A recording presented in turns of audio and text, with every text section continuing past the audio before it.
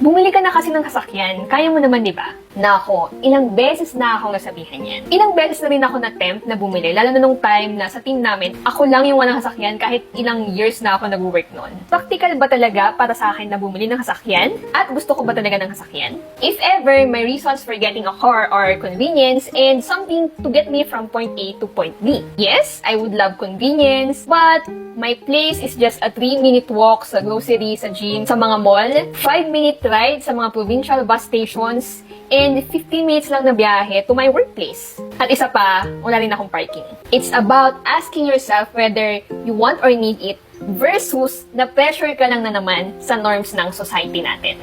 In fact, I'd advise some of my coaching clients to really get a car kung talagang kailangan naman. Kung gusto mo talaga ng sasakyan, pang-forma, or dahil ayaw mo mag-commute, go ahead. And you're prepared for the responsibilities that comes with owning a car.